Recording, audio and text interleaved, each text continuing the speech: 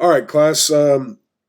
We're about to talk about T.S. Eliot, and I have to be honest. I am not a T.S. Eliot fan. Never have been. Never will be. One of my beliefs is that poetry should be accessible. In other words, think it reaches a greater crowd if all of that crowd can understand the poem. T.S. Eliot has his stuff is so fractured and disjointed. There's so many literary allusions that you can't enjoy the poem because you got to stop and look things up. There's a lot of techniques that I dislike about poetry that T.S. Eliot represents. However, that doesn't mean that he's not an important literary figure, and that his poetry is not good. It's just it's not my style. But I need to talk about it for a little bit because he is huge influence in poetry, as was Ezra Pound. Now we didn't go too much into Ezra Pound or at all, even though Ezra Pound is extremely influential because most people get Ezra Pound in high school, and so I kind of skipped over Ezra Pound in favor of a little bit more of a diverse, um, and lesser known but highly influential poets that we had earlier. So let me talk about T.S. Eliot just a little bit here. Um, T.S. Eliot, he was pretty, kind of comes from a pretty comfortable, waspy New England background, and he was, I think, in London when World War II broke out, or sorry, World War One. Sorry, I misspoke. World War One, and that kept him from coming back and defending his I think like a PhD dissertation or something at Princeton or Harvard or some one of those Ivy League schools, and so that kind of started him on his track with poetry. But he was highly influenced by Arthur Symons, the symbolist movement in literature, and symbolism is a big part of modernist literature, and it's a big part of his poetry. Um, but Ezra Pound, really is the one who got T.S. Eliot going. And they wrote a lot of essays, which I know is not really the focus of this class, uh, but they kind of defined in these essays what modernism is, and he and Ezra both did a lot. Now, the Wasteland, some people kind of give Ezra Pound some credit for kind of the authorship of this poem as well, because he really helped T.S. Eliot edit it. And but let's kind of explain what's going on. Really understand the Wasteland. You got to understand what's going on first with T.S. Eliot, and second with what's going on in the world with World War II. Sorry, I guess first with World War One. I keep saying World War II. First with World War One.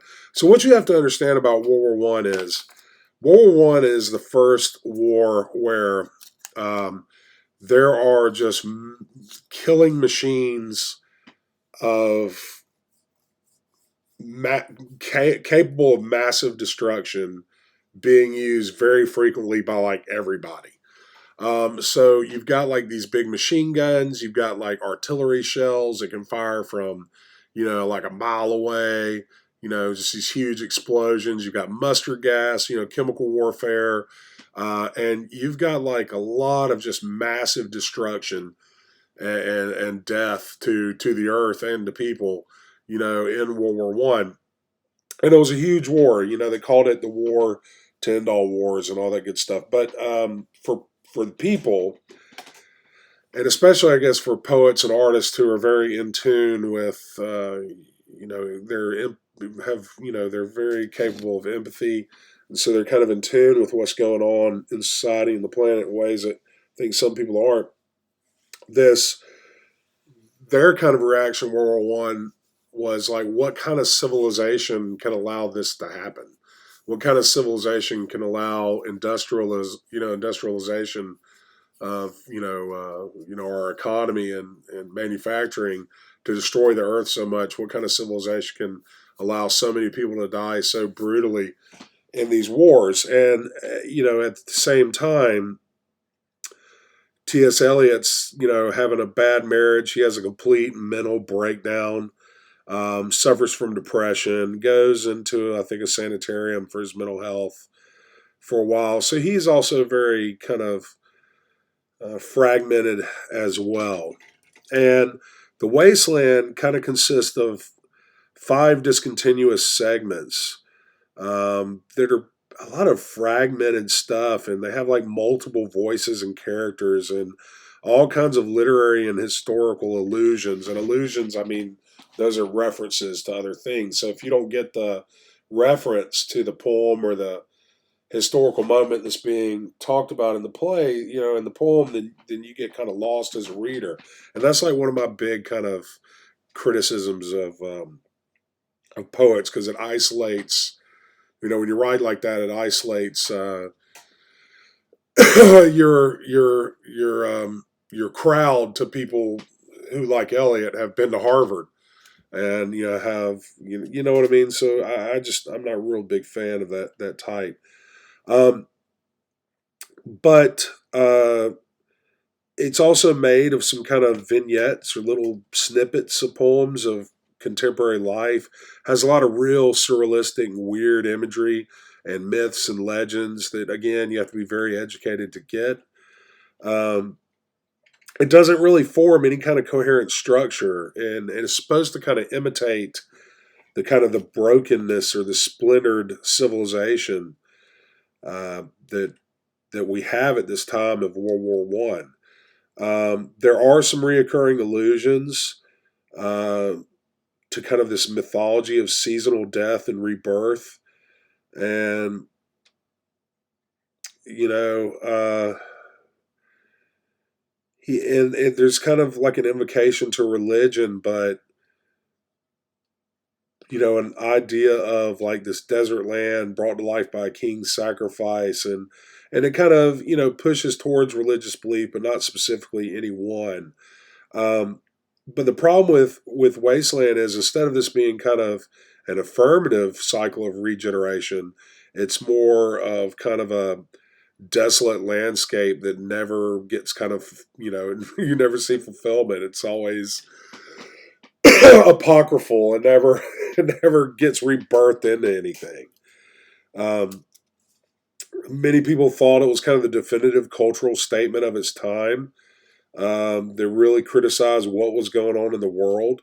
But I think for Elliot, I think there's a few quotes you can find. And guys, there's a lot of analysis on this stuff out there. I'm not saying anything new. I'm just kind of giving you the highlights. But it's supposed to be kind of an indirect confession of his own personal, discord and the need to work through his psychological illnesses. Um, so anyways, I hope you enjoy it, but that's kind of how he fits into modernism. As you can see, it's highly experimental. It kind of abandons any aspect of true form or structure, and just gives you all kinds of crazy stuff. Yes, it's about a lot of things, but really it kind of fits in that idea of the individual, because it's him working through his own stuff. And of course, it's very critical of society and the world and what's going on in civilization. So that's just kind of like how it fits into modernism lecture for you. If you want any analysis of Wasteland, I mean, the internet is covered up with plenty of good stuff.